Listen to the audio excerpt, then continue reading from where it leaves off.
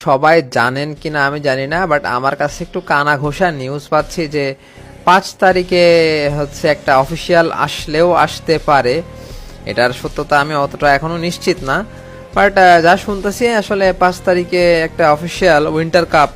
আমাকে এর আগেও অনেকে বলছে, আবারও আমি শুনলাম। সো এটা আমার মনে হচ্ছে 5 তারিখ অফিসিয়াল আসতে পারে। তো যারা যারা আপনারা টিম রেডি করতেছেন তারা রেডি হয়ে যান ফর দ্য বুম। অ্যান্ড আমারও একটা প্লেয়ার লাগবে, সেটা হচ্ছে আমার সেকেন্ড রাশার।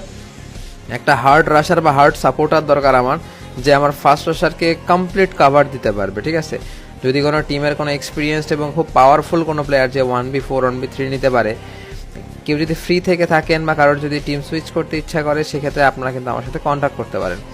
আপনাদের যে কোনো আপনি আমাকে জানান, আমার সাথে কথা বলেন। যদি প্লেয়ার ভালো হয় সেক্ষেত্রে আমরা অবশ্যই ভালো চোখে দেখবো আর কি। হ্যাঁ, আর দ্বিতীয়ত বিষয় হচ্ছে আপনার যে স্নাইপার নিয়ে কথা হচ্ছিল।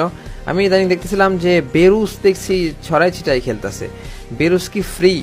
মানে বেরুস কি আর হচ্ছে খেলতেছে না যে টিমে ছিল? ইউএল বেরুস ইউএল এ নাই। যাই হোক, বেরুস ফ্রি কিনা আমাকে আপনারা কমেন্ট করে জানায়েন, মানে তাহলে আমি ওর সাথে একটু কন্ট্যাক্ট করবো যদি ফ্রি থাকে, ফাঁকা থাকে। বিকজ বেরুস আমার খুব পছন্দের একটা স্নাইপার প্লেয়ার ভাই। Good sense, good play. So ভালো, অনেক অনেক পছন্দের একটা প্লেয়ার। যদিও ফ্রি থাকে আমরা একটু সুযোগ নিতাম আর কি। What ever.